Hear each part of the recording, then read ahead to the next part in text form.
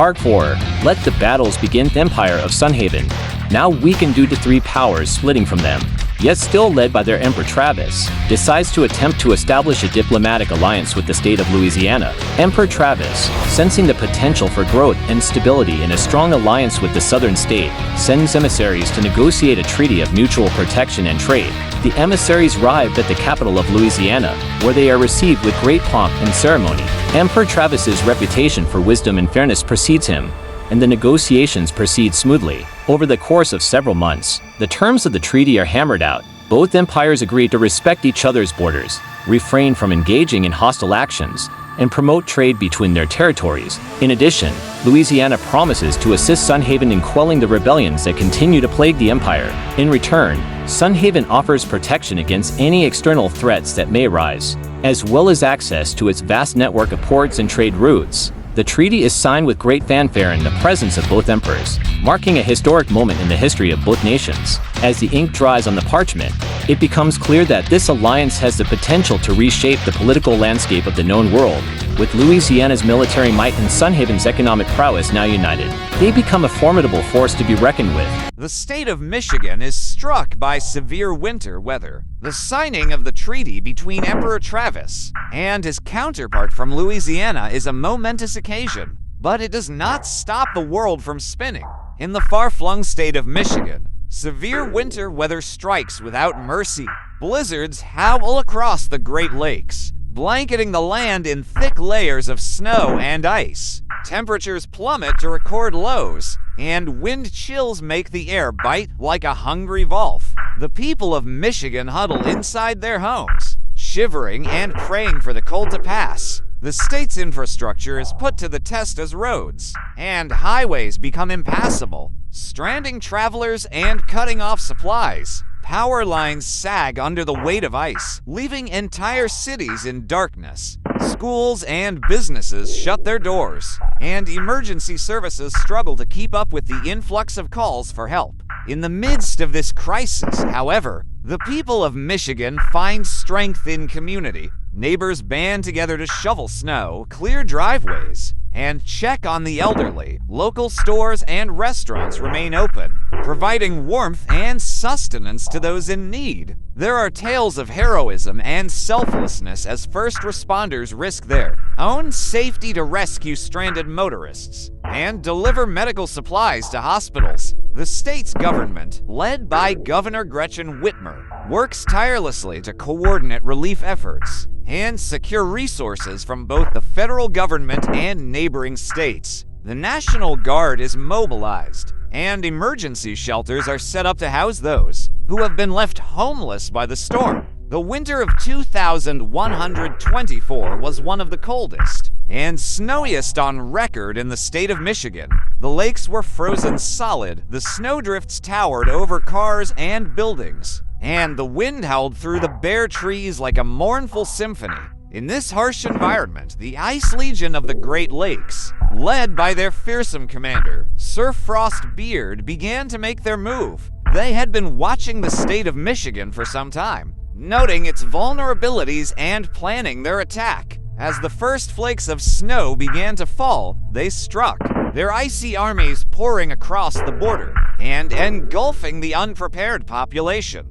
The citizens of Michigan, unused to such extreme weather, were quickly overwhelmed by the relentless onslaught of the Ice Legion's elemental allies. Sir Frost Beard, riding atop his mighty ice elemental, led the charge, his cold, calculating gaze fixing on the capital city of Lansing. The elemental's icy breath fogged the air, freezing everything in its path as it trampled through the snow, leaving a trail of destruction in its wake. The Ice Legion's infantry, made up of warriors clad in ice-encrusted armor, followed close behind, their weapons dripping with frost. The citizens of Lansing, caught off guard by the sudden invasion, tried to mount a defense, but their efforts were futile against the might of the Ice Legion.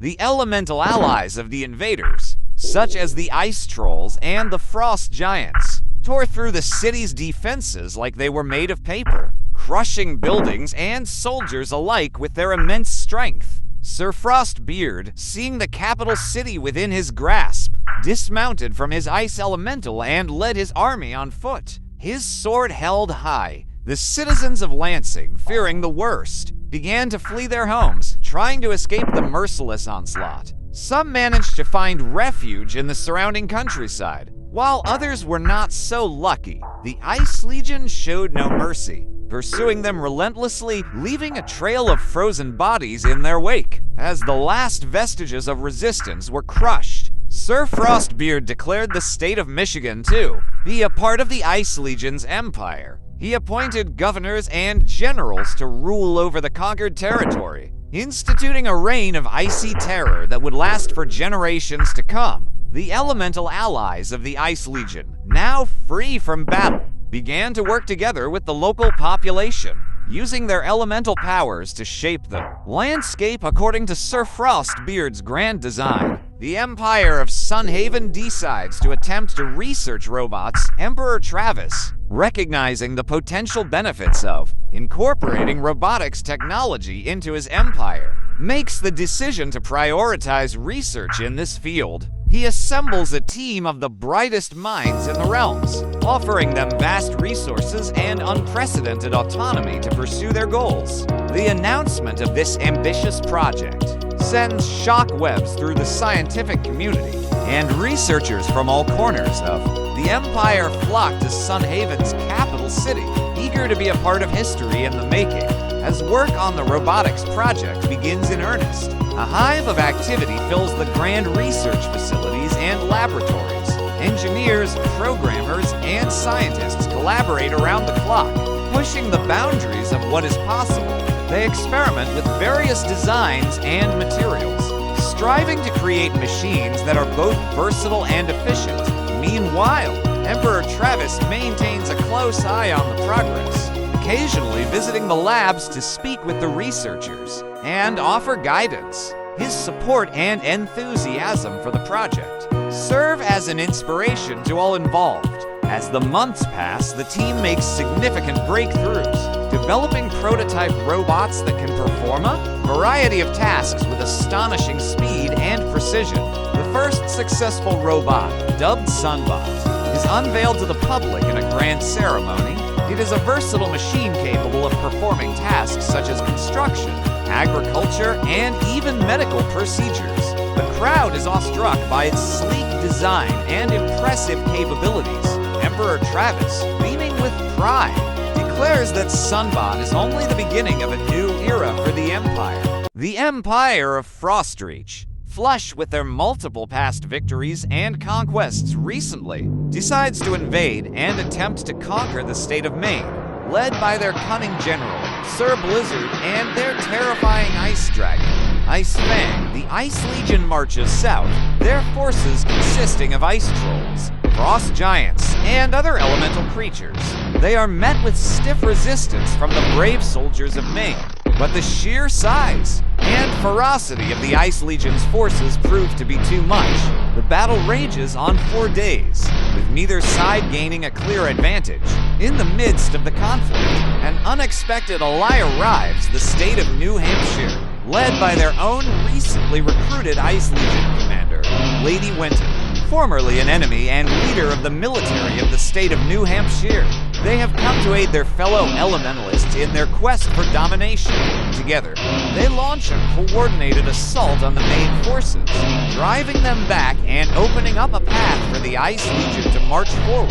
The Ice Legion, emboldened by this newfound support, presses on toward the capital city of Augusta. Sir Blizzard and Ice Fang lead the charge, their icy breaths freezing everything in their path. As they crush through enemy lines with ease, the elemental allies of the Ice Legion, including the Ice Trolls and Frost Giants, follow close behind, using their immense strength to smash through fortifications and swat aside any soldiers foolish enough to stand in their way. Meanwhile, Lady Winter and her New Hampshire forces flank the enemy, cutting off any chance of reinforcements or escape. The main forces, overwhelmed by the sheer magnitude of the Ice Legion's might, begin to falter and fall back.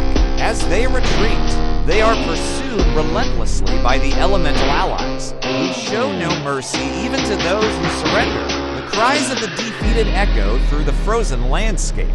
As the Ice Legion continues its relentless march toward Augusta, the capital city, having heard of the approaching Ice Legion, prepares for battle. But their numbers are far fewer than the combined forces of the invaders. Sir Blizzard and Ice Fang, leading the charge, smash through the city gates with ease, their icy breath freezing everything in its path. The elemental allies of the Ice Legion follow closely behind, sweeping through the streets and squares, laying waste to everything in their path. Lady Winter and her New Hampshire forces, meanwhile, have successfully taken control of the strategic high ground around the city, raining down icy death from above upon the defenders. The main forces, demoralized and overwhelmed, begin to flee in all directions, seeking any escape from the relentless onslaught. Sir Blizzard, seeing the tide of battle turning in their favor, calls for a halt to the pursuit. He knows that it is now time to establish a permanent presence in the newly conquered lands. The ice trolls and frost giants, no longer needed for battle, begin to work together with the local population, using their elemental powers to shape the landscape according to Sir Blizzard's grand design. The city of Augusta, now a part of the Ice Legion's empire, is transformed into a frozen fortress, impenetrable to any future attempts at rebellion. The state of Alabama undergoes a magical surge, unbeknownst to the Ice Legion. A group of powerful sorcerers from the old world have arrived in Alabama, intent on harnessing the magical surge for their own nefarious purposes. They begin to gather artifacts and summon creatures, preparing for a battle that will shake the very foundations of reality. Meanwhile, the people of Alabama are struggling to come to terms with the aftermath of the surge.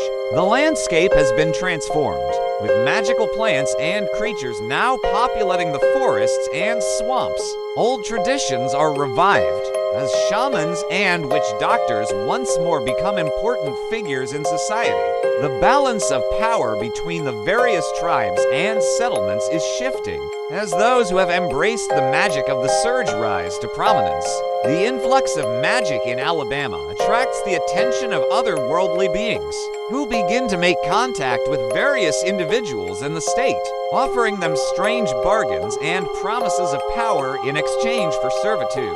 One such being, a malevolent entity known as the Shadow King, establishes a stronghold in the heart of the state's once thriving capital city. He begins to spread his influence, corrupting the land and its people with his twisted magic. His followers, a cult of fanatics who worship him as a god, terrorize the countryside, committing unspeakable acts in his name. Meanwhile, as the Shadow King takes full unopposed control over the state of Alabama, the Empire of Sunhaven decides to attempt to form a diplomatic alliance with the state of Mississippi. Emperor Travis, sensing the threat posed by the Shadow King's growing influence, sends out emissaries to the neighboring state, offering aid and protection in exchange for a mutual defense pact. The leaders of Mississippi, weary of the chaos spreading from Alabama and cognizant of their own vulnerabilities, agree to enter into negotiations. As the talks progress, tensions between the two states begin to ease. Representatives from both sides exchange knowledge and resources, forging a bond of trust and respect. Eventually, after many heated debates and delicate negotiations, a treaty is signed, sealing the alliance between the Empire of Sunhaven and the state of Mississippi. Meanwhile, the Empire of Frostreach decides to invade and attempt to conquer the state of Massachusetts. The elemental forces of the Empire, led by the legendary wizard Merlin, gather on the coastline, summoning a great storm to aid their invasion. The storm howls across the ocean, lashing the shore with icy winds and driving up waves as high as mountains. As the storm clears, the elemental forces of the Empire emerge from the sea, their numbers vast and terrifying. The citizens of Massachusetts, caught unawares by the sudden invasion, scramble to form a defense. The armies of the Commonwealth, bolstered by their own native magic, stand firm against the onslaught. Sir Lancelot, a knight of great renown, leads the charge against the elemental forces, his sword aflame with magical fire. His comrades, including Sir Galahad and Sir Gawain, follow close behind, their armor shining brightly in the sun. Meanwhile, Merlin, the wizard king of Frostreach, summons forth a colossal ice troll from the depths of the ocean. The monstrous creature towers over the battlefield, its icy breath freezing everything in its path. It begins to smash through the lines of the Commonwealth forces with ease, clearing a path for the elemental allies to advance. Sir Lancelot, seeing the threat posed by the ice troll, charges forward, his sword aflame with holy fire. The elemental forces of Massachusetts, under the command of the powerful druid Mordred, unleash a torrent of magical energy upon the ice troll. Attempting to slow its advance, the battle rages on 4 hours, with neither side gaining a decisive advantage. Meanwhile, Merlin, sensing an opportunity, teleports himself behind the lines of the Commonwealth forces. There, he finds a group of mages and shamans gathered around a powerful artifact, the Amulet of Yender. He quickly seizes the amulet and uses its power to turn the tide of the battle. The elemental forces surge forward once more, with renewed strength and purpose. Sir Lancelot, feeling the weight of the amulet's absence, realizes that he must retrieve it at all costs. He and his companions, Sir Galahad and Sir Gawain, fight their way through the chaos of the battlefield, cutting down elementals and soldiers alike. They eventually reach Merlin, who stands tall atop a hill, the Amulet of Yender glowing brightly in his hand. The 3 knights charge up the hill, their steeds hoofs pounding the earth. Merlin, sensing their approach, raises his staff and begins to summon a wall of ice to block their path. Sir Lancelot, undeterred, leaps from his horse and dashes toward Merlin, his sword raised high. They clash in a duel of magic and might, each attempting to best the other. Sir Galahad and Sir Gawain dismount and engage the elemental forces that still threaten the Commonwealth. Their blades flash through the air, weaving a dance of death amongst the elementals. They are soon joined by Mordred and his druids, who direct their magic against the ice troll and its allies. The battle between Merlin and Sir Lancelot rages on. Each blow is matched by the other, and the air crackles with the unleashed power of their spells.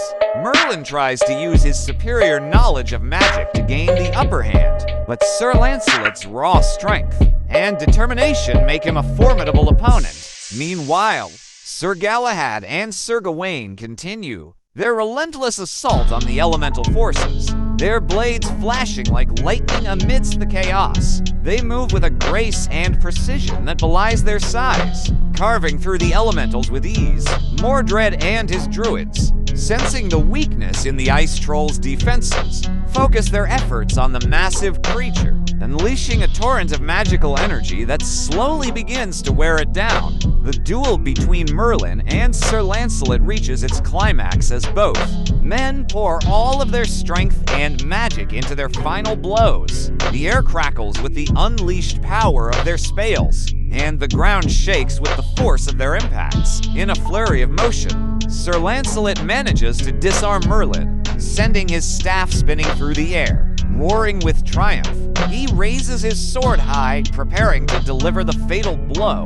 But before he can strike, Merlin reaches out with a desperate spell, summoning a ray of light that pierces through the air and strikes Sir Lancelot's sword, causing it to shatter into 1,000 pieces. The shockwave from the impact sends Sir Lancelot flying backward, and Merlin quickly recovers, leaping to his feet and dashing away from the fallen knight, as Sir Galahad and Sir Gawain continue their assault on the remaining elementals. Mordred and his druids finally manage to bring down the ice troll. The massive creature crashed to the ground with a thunderous roar, shattering into thousands of shards of ice. The surviving elementals, now leaderless, begin to disperse and retreat, leaving the battlefield in disarray.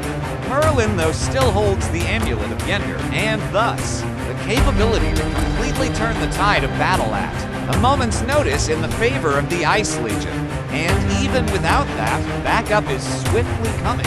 Backup that the state of Massachusetts is simply incapable of defending against. The full might of the Ice Legion. Meanwhile, Sir Lancelot, still clinging to life, manages to crawl back to his horse. He glares at Merlin, who stands tall and proud, the Amulet of Yender glowing brightly in his hand. His companions, Sir Galahad and Sir Gawain, are nowhere to be seen, having been separated from him in the chaos of battle. He knows that he must find them and recover the amulet before it's too late. Merlin, though, calls his staff back to his hand and puts on the Amulet of Yender. Sir Lancelot, feeling a surge of anger and determination, spurs his horse forward, charging toward Merlin once more. His companions, Sir Gawain and Sir Galahad, follow close behind, their horses' hooves pounding the earth in unison. As they close in on Merlin, they realize that he is not alone. Standing beside him is a group of figures shrouded in robes, their features obscured by shadow.